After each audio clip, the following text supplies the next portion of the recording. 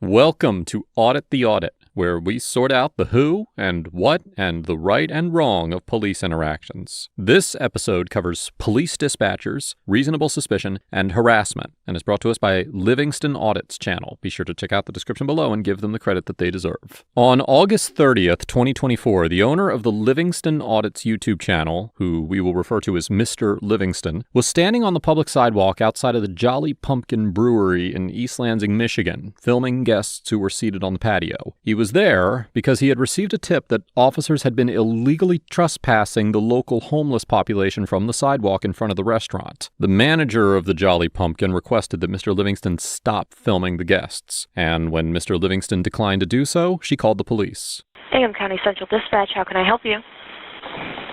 Hi, yes, I'm calling from Jolly Pumpkin. I don't know if we can do anything about this, but there's a gentleman out front of my restaurant who's recording all of my guests that are in my patio. I'd asked him to stop, and my guests are like putting menus in front of their faces as they don't want me recorded or pictures taken, and he will not stop. Okay, is he still there now? Yes, he said he was doing an investigation, but couldn't tell me any information on it. So I said if he couldn't stop it, The manager specifically told the dispatcher that Mr. Livingston was not on the property and that he was standing on the sidewalk in front of the business. Okay, do you know if he arrived on foot or in a vehicle? he was walking to the foot. Okay, and where is he currently in the store? He's not in the store, he's outside. He's right in front of, like, my patio outside. Sidewalk. Okay. And he's still recording the customers? Yep, he told me he would not stop. The dispatcher then placed a call for service regarding a suspicious person who was, quote, refusing to leave the Jolly Pumpkin. We're both going to Jolly Pumpkin, 218 Albert, looking for a 45-year-old white male, a beard, sunglasses, white shirt, black pants, a smiley face on it, recording customers, refusing to leave, no weapon. Officer Jordan Willis and Officer Brennan Sermon of the East Lansing Police Department responded to the call, and were later joined by Sergeant Chad Steeman. Officer Willis arrived on the scene first, finding Mr. Livingston standing on the sidewalk in front of the brewery. Hey, what's up? Good, yourself? Good. So we just got a call from Jolly Pumpkin here saying they don't want you to videotape in this area right here. Okay. Okay. Do you have your ID on you? Am I committing a crime? So they just want you to be moved along from the premises. Okay. Have you been trespassing? No, I'm not even on their property. So this is Jolly Pumpkin's property right here. The public sidewalk is their property? I mean, they clearly broke off what they're using. This is for seating right here. This is... Hey, what's up, bro? Do you mind if I see your ID? Have I done something wrong? So they just want you moved along, so we don't know if it's up to go in there and ask them if they want you trespassing or not to be on the property.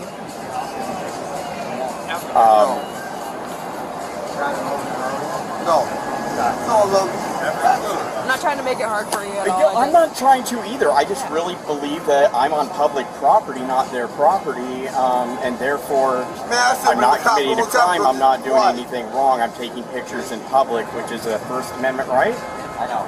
Therefore, it shouldn't be ID. I shouldn't be trespassed. I shouldn't be anything. This is where I'm at. I understand. Ultimately, they just don't want you on their property anymore because it can kind of make other people feel uncomfortable in the area. It's making staff feel uncomfortable. To stop the trespass, I'll move down to the end of their barrel, and then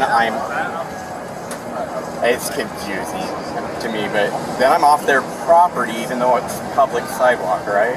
I mean, this is technically like their property here. They have, so if you're on like their premises here, they just don't want you around their business right now. It's making people feel uncomfortable a little bit. So, what are you taking pictures of? Just like students and stuff? Or? I was just walking along taking pictures until one of their customers called me back and a couple other things, and then I stayed. Okay. All right. Well, Officer Sermon is in there right now just talking to staff about it, and if anything, they just want you moved along, so we'll just wait a minute here. While Officer Willis explains that the Jolly Pumpkin does not want Mr. Livingston near their premises because his filming is making people uncomfortable, Officer Sermon goes inside to talk to the brewery staff. The next portion of the interaction was captured on Officer Sermon's body camera. Hi. Hi. You looking for our manager? Whoever. Whoever, yes, okay. He'll probably be the best person to talk Yes, to. One thank second. you.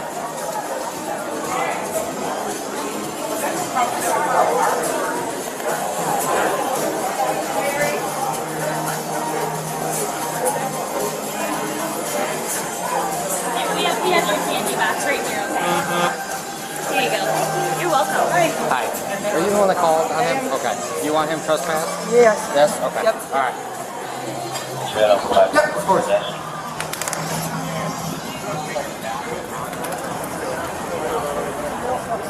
All right, my man. You got your ID on you? Have I broken the law? No, they want you trespass, so therefore we have the right to ID. I have a right to leave then, right? No. You are now being detained because you are going to be trespassed. I need to identify you before you're trespassed. In order to write you your trespass notice. That's good they took the glasses off, man. Alright. So you're going to trespass me from this sidewalk? Yeah, you want me to do that. What's that? No, you're trespassing this establishment. But I'm not in the establishment. They have the right to trespass you. I've never been on their property. They have the right to trespass you. So I can stay here. The sidewalk is public. So I can stay here. You have a You're First just Amendment right? trespassing me from walking Correct. inside. Okay. Correct. No.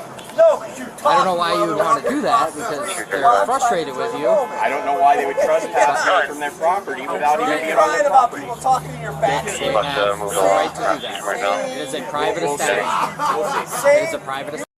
After asking the manager whether she wants to trespass Mr. Livingston without confirming if he had ever been on the property, Officer Sermon informs Mr. Livingston that he is being detained and demands his ID. Now, although Michigan has not passed a statewide so-called stop and identify law, Section 26-7 of the Code of the City of East Lansing states that, quote, any peace officer who encounters a person under circumstances that reasonably indicate the person has committed, is committing, or is about to commit a violation of the Code of the City of East Lansing or law of this state may detain the person to ascertain the person's identity. Any person so detained shall, upon request of the officer, state their full name and the proper spelling thereof, or, if the person so elects, communicate it to the officer by other means. The ordinance also permits an individual to be arrested for a violation of Section 26-52 of the Code of the City of East Lansing for obstructing, resisting, or hindering an officer in the discharge of their duties if they fail to comply with the officer's request for identification after they have been personally advised by an officer of their obligations to identify themselves, and that failure to comply subjects them to arrest. Additionally, courts have interpreted Michigan's state obstructing statute, which is found in Section 750.479 of the Michigan compiled laws and specifically states that the term obstruct includes, quote, a knowing failure to comply with a lawful command, as criminalizing the refusal to identify in some circumstances. As the U.S. District Court for the Eastern District of Michigan explained in the 2020 case of Barrera versus City of Mount Pleasant, quote, courts have interpreted this to permit a finding of resisting and obstructing arrest when an individual refuses to identify themselves. However, as we have discussed many times before on ATA, even in jurisdictions that have passed stop and ID laws, officers cannot constitutionally detain an individual and require identification without reasonable suspicion to believe they are involved in criminal activity. Now, we will discuss the details of whether the officers had reasonable suspicion later in this episode. But for now, it is essential to understand that the Fourth Amendment required the officers to have reasonable suspicion in order to detain and identify Mr. Livingston. That I never entered. If they would like you trespassed, you're trespassing. If the field house across the street calls you and says they want me trespassed because I'm on a sidewalk, you're going to do it? Sure. So anybody, I highly doubt you that can that's... trust anybody off of the I sidewalk. highly doubt that Fieldhouse would call and have you trespass just because you're standing on a sidewalk. I felt the same way about the Jolly Pumpkin. Okay. But that's being proved wrong. Okay.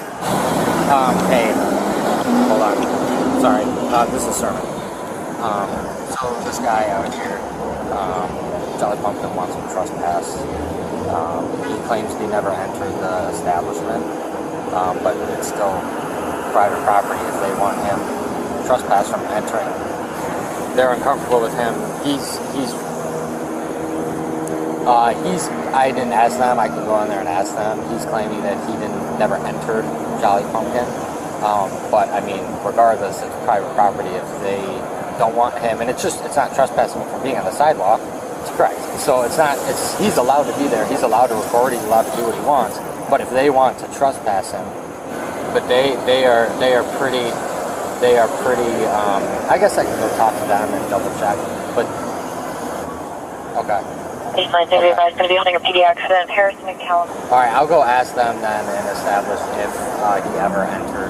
So like past the barrels, that would be their property, right? Okay. All right, sounds good. I'll go inside with them and double check. I think he's just one of those First Amendment guys. All right, I'll go double check with them inside really quick. All right, bye. Don't print it yet. I'm gonna go and talk to them inside and see if he ever entered in, and then I'm gonna talk to them and try to, just so there's not issues between them, because he could sue them if they tell us that they want him trespassed, but he never actually entered.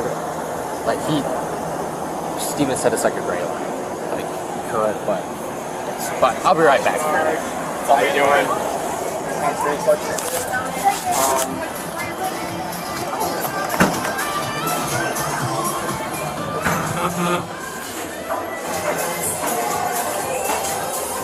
So what has he been doing the whole time? As he came inside, as he came up to the door? No, he's been where he was at, but he's recording all of my guests, and they're putting like menus on their faces, and he will not stop recording them, and they keep telling him to stop, and he will not stop. Okay.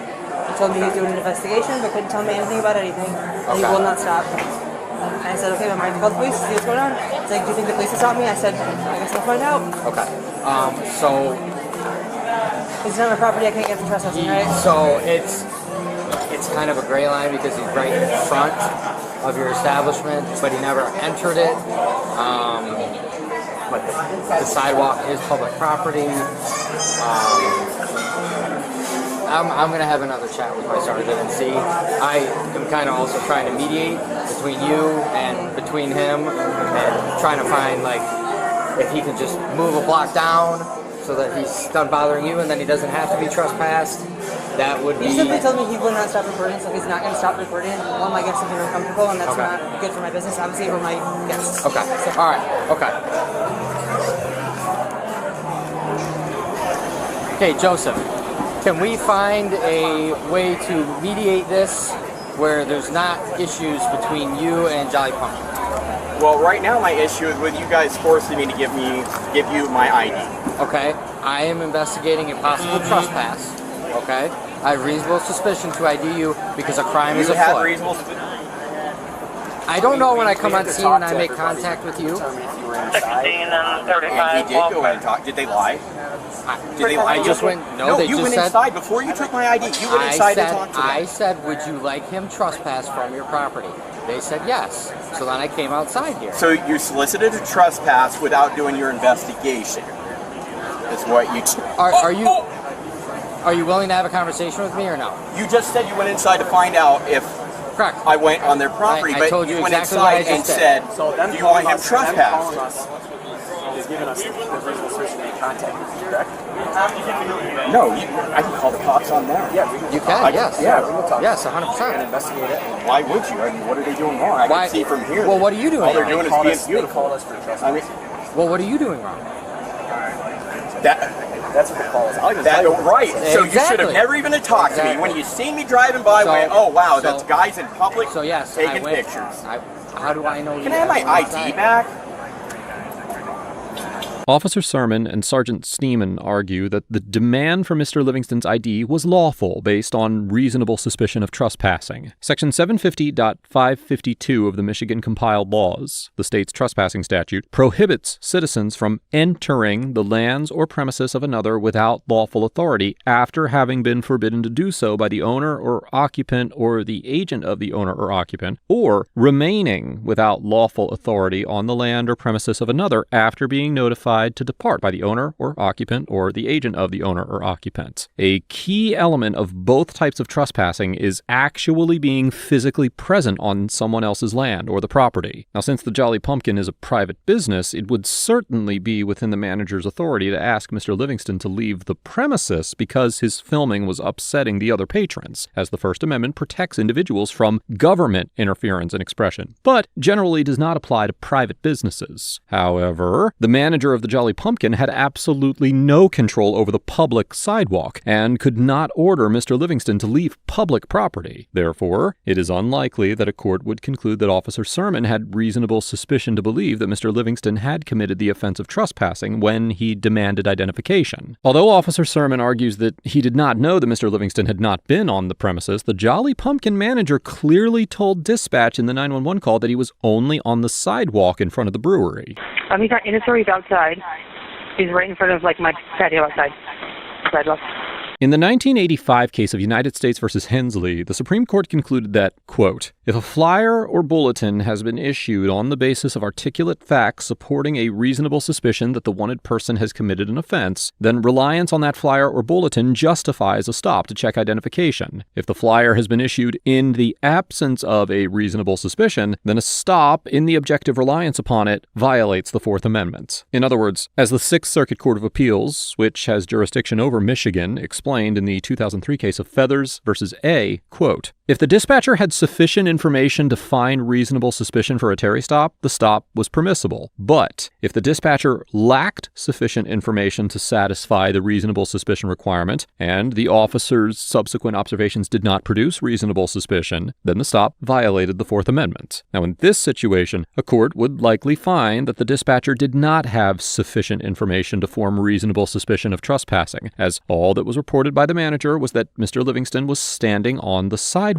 in front of the brewery filming patrons. Although the dispatcher failed to communicate this information properly to the officers, the relevant case law establishes that detaining an individual violates the Fourth Amendment if neither the dispatcher's information nor the officer's observations meet the reasonable suspicion standard. When Officer Sermon arrived on scene, Mr. Livingston was standing on the sidewalk, not on Jolly Pumpkin property, and the manager reported to the dispatcher that Mr. Livingston was only on the sidewalk. Therefore, it is probable that a court would conclude the detention and identification were conducted in the absence of reasonable suspicion, and therefore violated the Fourth Amendment. Feel harassed right now? Do I? No, this is my Are job. you a reasonable person? I would like to think so. Okay, well, I'm doing more right now with you than I was then because I wasn't even talking to them. But it's how they feel, it's not how I feel. It's how you they just feel. said a reasonable person and that you're a reasonable person. I feel that maybe they were unreasonable in their expectation of privacy in public. They could have sat inside, sir. But they didn't want to. They covered their faces up by the manager. And Why? They left because they're not happy. So they asked him to stop, and there was a little disagreement between you and the guest. Nope. That's what I was saying. didn't say a word. How anybody can feel a certain way. I feel some way. People have the right to feel it. They feel a certain way. They feel harassed by you. They should feel it. Well, what I'm hearing, though, is a lot of feelings. Feelings. Any other questions for us? No, are you done harassing me? Telling me that I have to leave? I never told you that you had to leave. I told you could stay right there. Okay, well, you wanted to become an amicable situation where they were happy and I was happy. Correct, I did do that. You are correct. I did do that, and I asked you if you could stand over there. Yes, you are right. I did do that. I never ordered you to leave. They could have said, that's their business, that's the Folks, people that want to see. you're in public. I'm sorry. Would you like to move inside? I can do that. Create your own privacy. If you don't want to be filmed in public or seen in public, maybe you shouldn't sit outside. People allowed to sit there and ask you to not film them and not be upset by it. Can they be upset? Can they? Sure. Can they call the cops and threaten a trespass? You know? Men with guns came because of a guy with camera. Breaking news. That's not why. 3. I'm the supervisor, and that's going extra 2 minutes. I appreciate you showing up because I don't trust these two. Not the way they were going. And can I have your card? Sure. I'll send you a copy later. Not everyone is always educated around here as well in their phone police. So we try to do that. And that's part of what this is education. They didn't want to talk to me about it, though. They wanted to talk to you about it, so you had to do the When I go to a education. restaurant, I don't want to talk to people walking by. I don't even want you to show up. Tell dispatch. He's a guy with a camera. I talked to him already. Did you have a loudspeaker too earlier? Nope. Someone said maybe some of them were a loudspeaker. But it does seem like your officer there solicited trespass without an investigation. And that's your opinion, and you're very open to that. When did you find out I was never on their property? Send me that and we can talk, okay? I work Sunday as well. All right, thank you, sir. Thank you for your professionalism. Route to our jail with one adult man. The officers argue that the auditor's filming constituted harassment because the patrons being recorded, quote, felt harassed. Section 26-67 of the Code of the City of East Lansing, the city's harassment ordinance, states that, quote, no person with the intent to harass another person shall engage in a course of conduct or repeatedly commit acts that alarm or seriously annoy another person, which acts or conduct serve no legitimate purpose. Similarly, Section 750.411H of the Michigan compiled laws defines the offense of stalking as, quote, a willful course of conduct involving repeated or continuing harassment of another individual that would cause a reasonable person to feel terrorized, frightened, intimidated, threatened, harassed, or molested, and that actually causes the victim to feel terrorized, frightened, intimidated, threatened, harassed, or molested. Now, the statute defines the term course of conduct as, quote, a pattern of conduct composed of a series of two or more separate non-continuous acts evidencing a continuity of purpose, and the term harassment as, quote,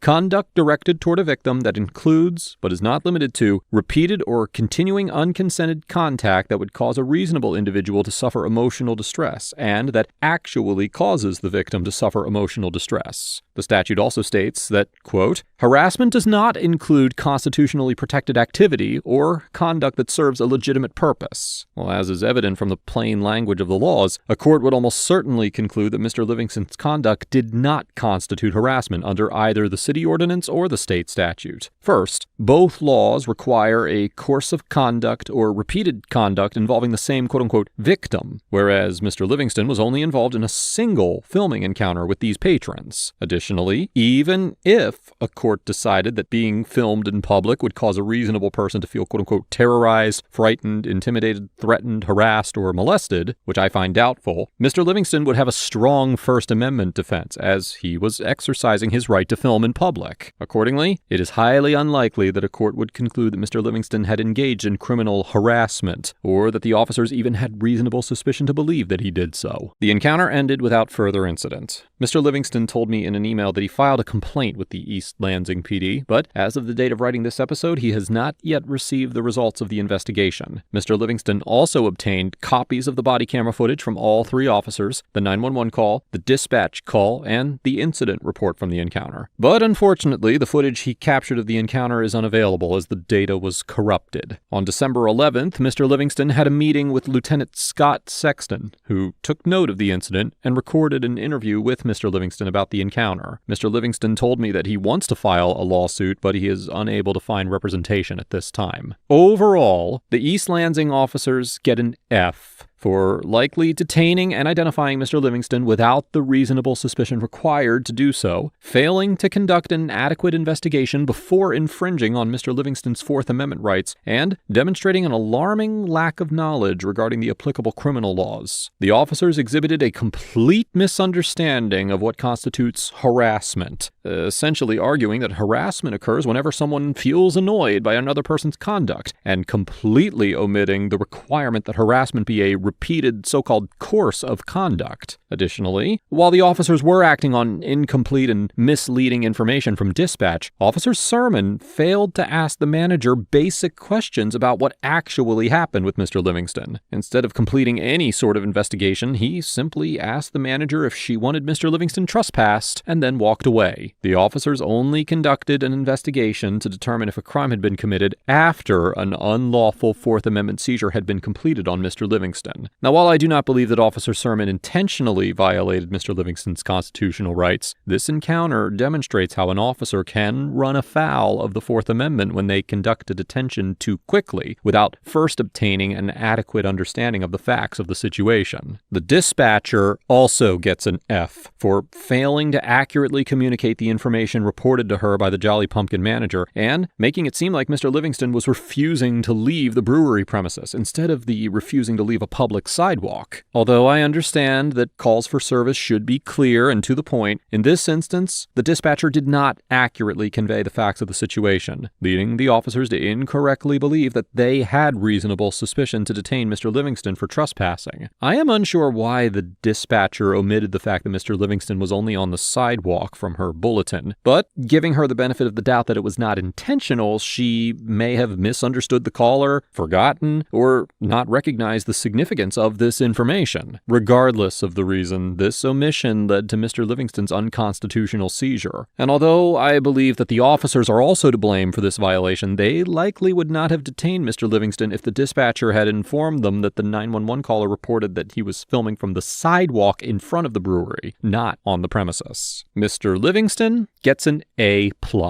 for maintaining a relatively calm and polite demeanor throughout the encounter, complying with Officer Sermon's demand for identification while contesting the lawfulness of the order, and taking appropriate steps after the incident to pursue accountability, such as obtaining all available documentation from the encounter and filing an official complaint. Throughout his interaction with the officers, Mr. Livingston maintained his composure and demonstrated a strong understanding of his First and Fourth Amendment rights and the relevant criminal laws. On the whole, I found Mr. Livingston's respectful and relatively non-confrontational auditing style to be effective, and I would encourage him to continue in his work as a First Amendment auditor. Let us know if there is an interaction or legal topic that you would like us to discuss in the comments below. Thank you for watching, and don't forget to pick up your copy of the Civilian Rights Hand Guide in the links below.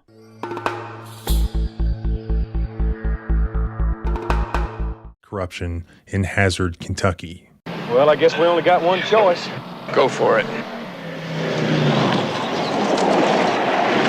These days, a new hero has emerged. Meet Dallas. You can support the police and still ask questions of the government. Who walked into the police station in Hazard, Kentucky. A free man, just a good old boy trying to hold the police accountable, and walked out in handcuffs.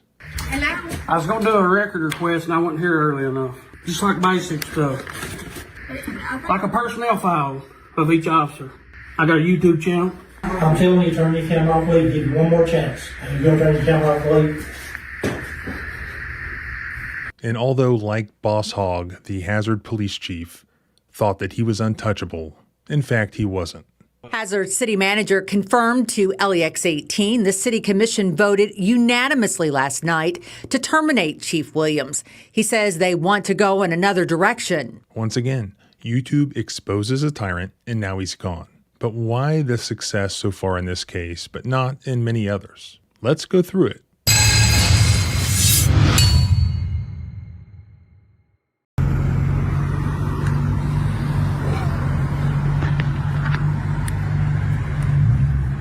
This all happened on July 29th of this year when Dallas Campbell arrived at the Hazard Police Department to submit a Kentucky Open Records request. Now, Dallas Campbell has a YouTube channel called Appalachian News First. The About section of his channel says that his goals are to highlight first responders and fire departments, eliminate the divide between citizens and law enforcement, advocate for our constitutional rights, educate citizens and law enforcement officers of our rights, promote government reform and police accountability, and cover random news events in the community, and to encourage citizens to participate in their local government, also to learn as much as I can, and most importantly, to have fun and laugh more. So he identifies himself as a beginner journalist, beginner photographer, videographer, freedom-loving American, and Kentucky proud. So July 29th, he's going to make this open records request under Kentucky law. He walks into the public lobby of the police department,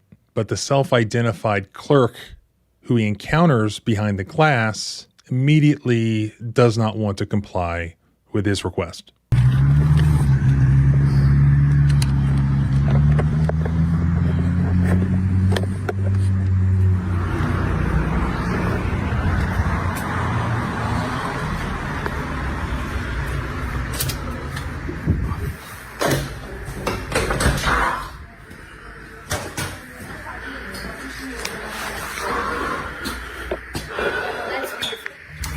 I was going to do a record request and I wasn't here early enough the other day. A record request? Yeah. Okay. Is it an accident? It's like, I got like a 5 of them. Accident reports? No. Just like basic stuff. Like a list of all employees and hire date and salary, and then like which. Like a background check on them, or Just like their media. I got a YouTube channel. Like a personnel file of each officer. Or just like. Of the officers? Yeah. I mean, not their actual like complaints and stuff like that. Just their hire date, their name, salary. Well, they can't release the salary. Oh yeah, they will. That's absolutely public record. You can ask him, not unless you work here. They can't. Well, just take my request and send it to your clerk, and they'll deny it.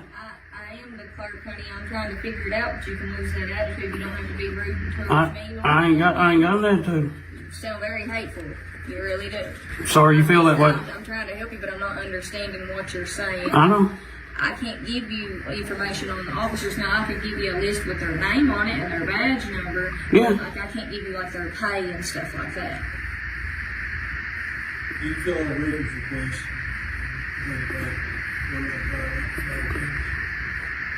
There's not. Y'all got a form? I don't know. You're the records clerk.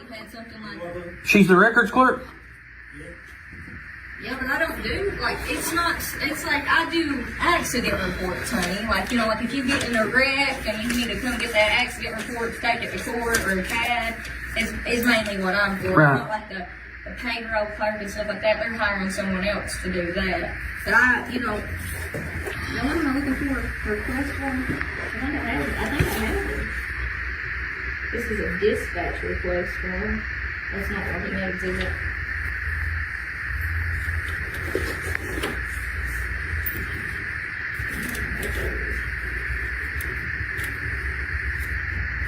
I don't think that girl was here before we recorded everything I filled out. I've got information request form still. Dispatch is that would be I don't know.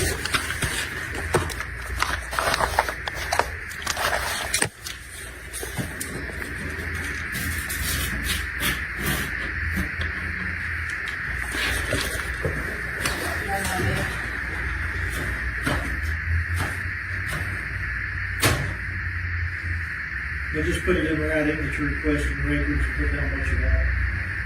Yeah, that's all you got. You can fill it out on a blank sheet. The law says you can fill it out on a blank sheet of paper. Anything. You can fill it out on anything, a records request. I already got it if y'all want to give me a stamped copy. Huh? Are you filming us right now? Huh? Are you filming us right now? Yeah. During the interaction, the clerk and the chief Darren Williams, who's standing there watching the whole thing, they tell Dallas that it's illegal for him to be recording.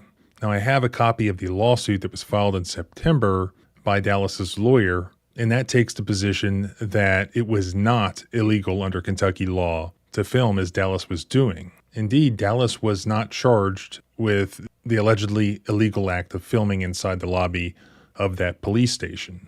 And I know this hasn't happened yet, but after Dallas was arrested, according to the lawsuit, while Dallas was waiting to be taken to the jail after his arrest, the clerk took his phone and deleted the video from it without his permission as Chief Williams stood by. So had that been a crime, that was evidence of a crime that they then deleted. So did they destroy evidence? No, because it wasn't a crime. But they did attempt to destroy his property. Obviously, he saved it somehow. Are you filming us right now? Yeah. Okay, Yeah, you can't do that. that's illegal in the police station. I don't think it is. He's the chief of police, sir. This is a secure government building. You can't film it. Your police turn it off. I ain't gonna turn it off. They beat it. Huh? You beat it. Beat it? Beat it. You can't film it here. I told you it's illegal. You can't. What's the law?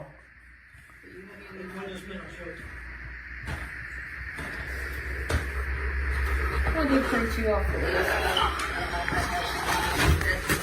I know it's a little harder to Turn your camera off or leave. What law will I break? I told you this is a secure government building. You cannot film here.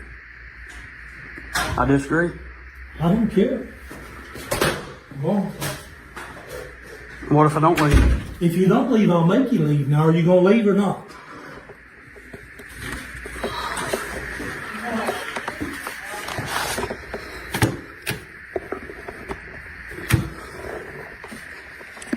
Call me somebody come in here and raise this guy.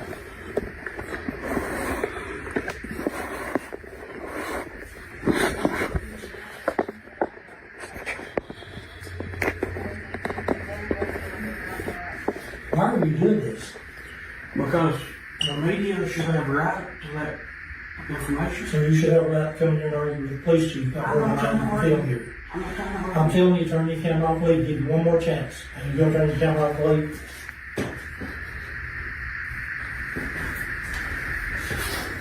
Don't touch my camera. Because I can't. Unless I'm about to get sick of you.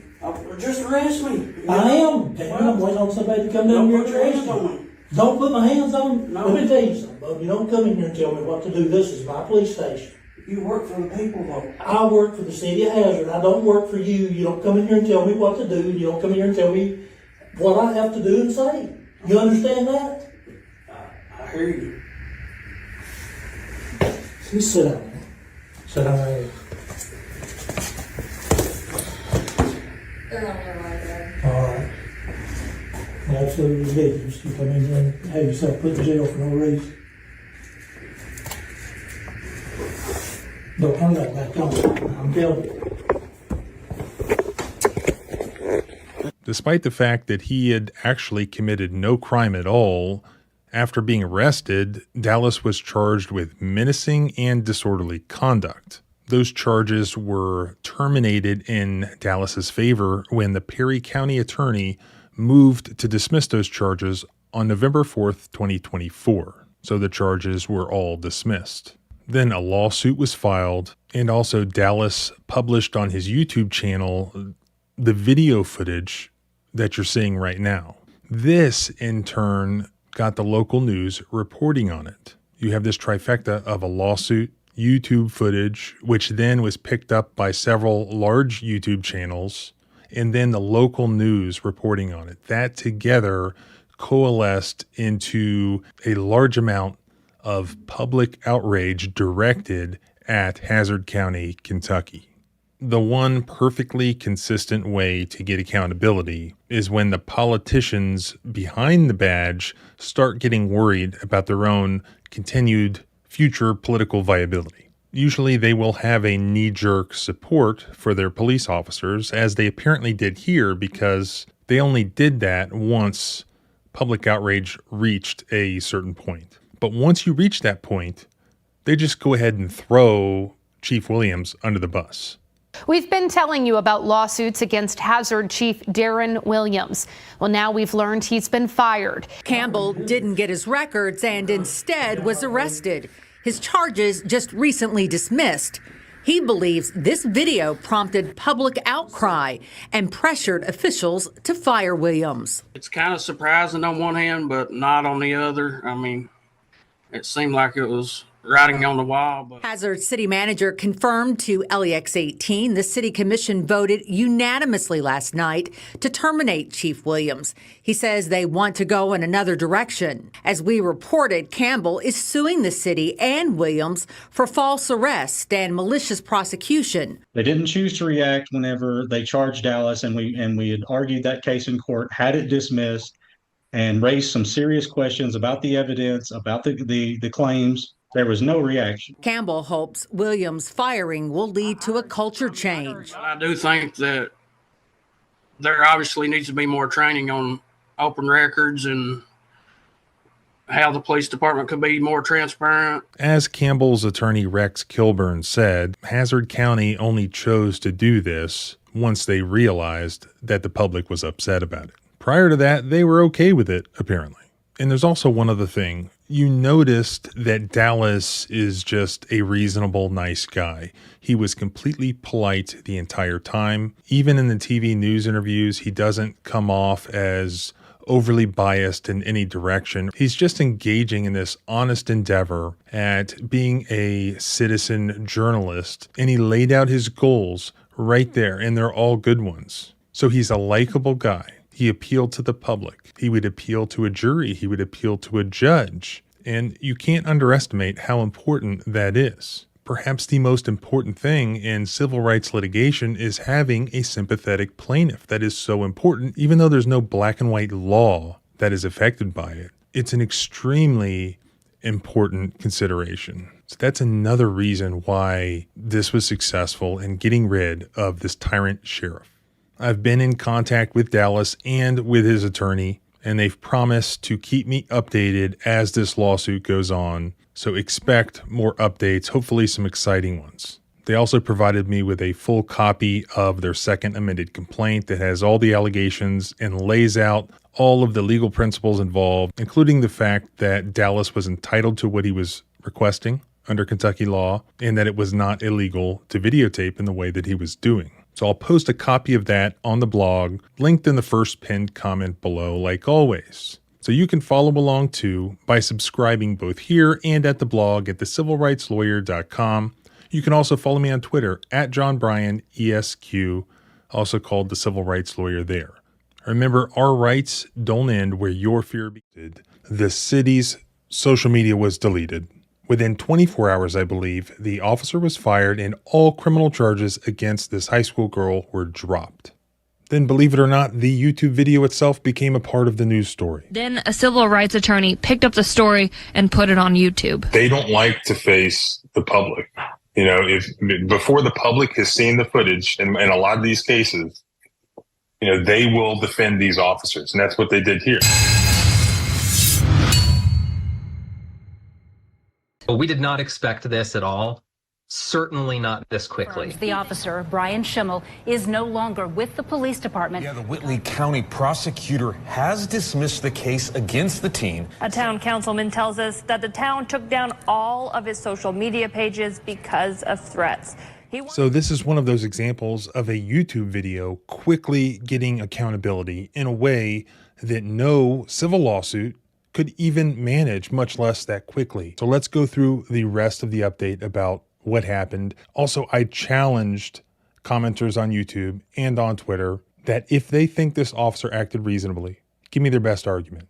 There were thousands and thousands and thousands of comments, almost none of them in support of the officer, but there were some. Let's go through some of them.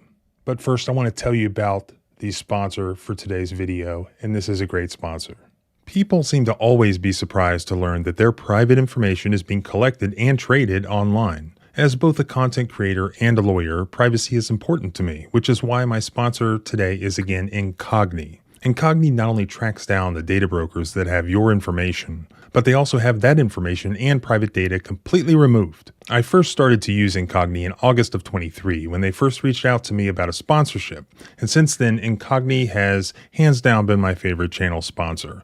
I just created an account on day one and haven't had to do a single thing since. It just continues working like a privacy lint roller that just continues to remove your private data off the interwebs. As of today, Incogni has located my private information with 210 different data brokers. And to date, they have had that data deleted with 182 of these data brokers, with 28 others still in progress, which is 27 more removals just since last month, and I haven't had to do a thing. This would be a difficult and lengthy process to attempt, even with my experience and legal expertise. But I haven't had to do anything. You just set it and forget it. Incogni has done all of it for me, which is fantastic.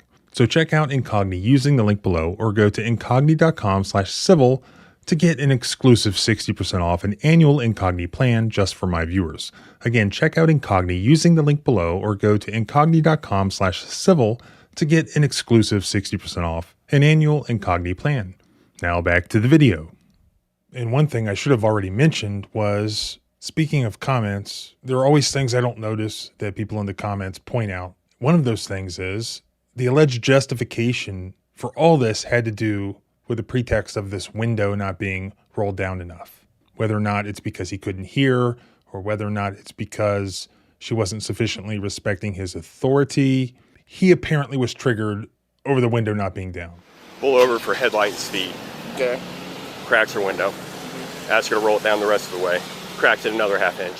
Cracks the window. Ask her to roll the window down a little bit more. All the commotion and the rain, I can't hear her. Yeah. Refuses to do that. That's probably my bad because I've instructed her that you roll the window down like that much. Absolutely. You don't have to roll it down all the way as long as you can get the ID out. Yeah, the problem is when I can't hear because of traffic and the rain and everything. We're in a gas station. I know. I'm saying But if we look at all this footage we have of her window, we can just look to the store surveillance camera to see that she actually rolled her window down, contrary to the lie told by Officer Schimmel. She rolled her window down, and he went ahead and opened her car door. Thus, the window was a complete lie, completely irrelevant. And additionally, we can completely blow the claim that he, just needed to communicate with her completely out of the water. Why? Look how Officer Schimmel was able to easily communicate with the third-party bystander who came up in his car. You're going to have to back out, man. There's no room over there. Plug up the whole damn parking lot. Okay, well, the problem here, sir, is that she pulled in here. I didn't pull her in here, so get off my scene. Get off my scene. All right, I know you want to go over the comments, as do I, but before we get to that, so after I released this video, I hit the road, I was traveling, staying in a hotel room, and this video goes viral. Next thing you know, the local news in Indiana, I believe Fort Wayne, Indiana, contacts me. They want to interview me because apparently after it went viral, boom, the town just deleted their social media. They're getting bombarded by the public, outraged over what they see in this video. So the local news now wants to interview me about the video. So we set up a time. I'm in my hotel room. That's when they first informed me, the reporter, Taylor Williams, all the charges had been dropped against Vivian, and that also the police officer had been terminated. And this is from her news report that was released that night. I believe this was Friday night. South Whitley, Indiana. Charges against a South Whitley 18-year-old have been dismissed, and her arresting officer is no longer employed due to safety concerns after video of the woman's arrest prompted nationwide calls for an investigation into the officer's conduct. A town councilman who requested to remain anonymous after receiving several death threats related to the incident was able to confirm South Whitley officer Brian Schimmel is no longer with the agency. On Friday, Whitley County Prosecutor DJ Sigler released a statement saying that all charges against Vivian Augustus have been dropped. And it was a good thing that the prosecutor chose to drop the charges because they were not going to hold up to a shred of scrutiny, much less with the entire nation looking on in a real courtroom. Why? Vivian's father, Brent, sent me the criminal case documents. This includes the officer's police report. So let's look at that and see if this would have held up in court. This is what he says. I approached the driver's side front door of the Chevrolet where I observed the driver, Vivian Augustus, to have her window rolled completely up. Vivian rolled the window down approximately a ½ inch. I introduced myself as an officer with the South Whitley Police Department and the reason for the stop. I also asked for her driver's license and registration at this time as well. While trying to communicate with Vivian, the noise outside was preventing me from being able to hear anything she was saying, and I was unsure if she could hear me clearly. Vivian did not give me her identification or registration, which made me believe she could not hear me.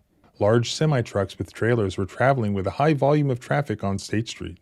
The rain hitting the metal awning and the Chevrolet itself, along with Marathon's normal business noise, made it extremely difficult to hear Vivian or conduct my investigation safely. I asked Vivian to roll her window down all the way in an attempt to be able to hear her more clearly and ensure she could hear me as well. Vivian rolled her window down another approximate ½ inch to where the window was now down approximately 1 inch. I asked Vivian again to roll her window down all the way, advising her that I could not hear her with Vivian asking why. At this point, I determined with the noise level and high fog in the area, it would be safer for both Vivian and myself to continue the investigation outside of her vehicle and in front of my patrol vehicle. I asked Vivian to exit her vehicle with her refusing. I opened the driver's door so I could hear Vivian better and told her to exit the vehicle again. Vivian refused to exit the vehicle. It goes on, but that is his BS story. What he didn't know at the time, and what maybe prosecutors didn't realize until after attention was brought on this, is that the store the Marathon gas station surveillance camera shows almost all of that to be a lie. They claim that she didn't roll her window down. We can clearly see on the video. Who are you going to believe, Officer Schimmel or your lying eyes?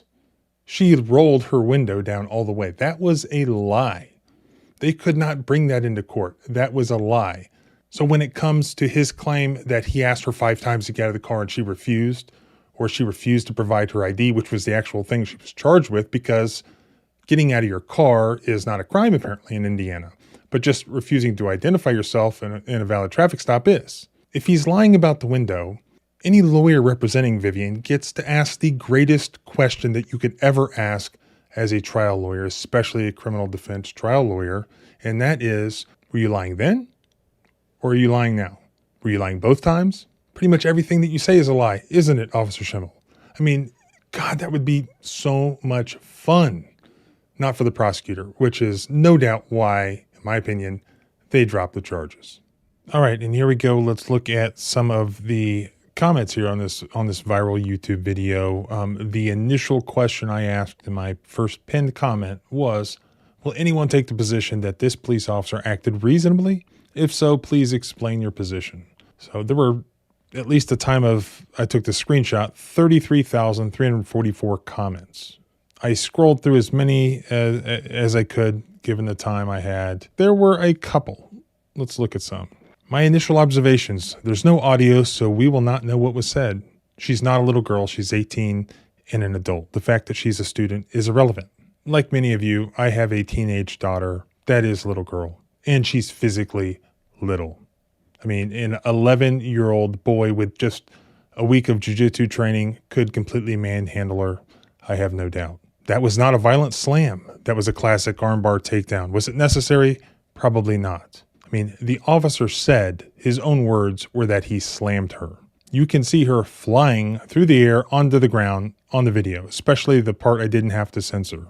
Your commentary on someone to check on the cop's wife was off base. There were multiple comments criticizing that. Perhaps I shouldn't have said that.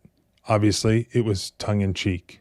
We all know that there are statistics out there that say that the spouses or significant others of police officers are at a higher risk of being on the receiving end of domestic violence. And this guy clearly has a temper. So while it was tongue-in-cheek, most jokes are funny because there is a component of truth to them. Finally, when it comes to the blue line and other stickers, I consider them symbols. And I leave the symbols to the symbol-minded. Fair enough. You have your opinions, right? I'm not allowed to have mine, though, according to a lot of people. All she needed to do was comply instead of playing games. Then there wouldn't be a video. This reminds me of a meme that I made yesterday. All she had to do was roll the window down all the way. Does it matter that she did that? No. When a police officer says it, the police officer says it. Doesn't matter whether it's true, just comply. The girl acted like a spoiled brat, refusing to comply, which is all too common today. But because our society is full of spoiled and entitled brats, they feel entitled to whine and complain about how unfair the world is. Chuck it up to poor home training by their parents. Well, thanks, Angie Siege, but the only thing is, as I demonstrated in this video, this sweet little girl did actually comply. The police officer is the one who did not comply. He didn't comply with the Constitution. And for that reason, he was fired. And for that reason, the charges were dropped. Many of you said, well, he'll show up at another agency right down the street. If you want to prevent that from happening, continue to make that footage go viral. Spread that footage so that everybody has seen it. Clearly, this town doesn't want anything to do with them. Make it so that no town, that no county wants anything to do with them. That is the power of YouTube. That's the power of viral footage. It can do way more than any lawsuit could ever do, and much, much, much more quickly. Maybe there will be a part 3. We'll see if he does pop up somewhere else.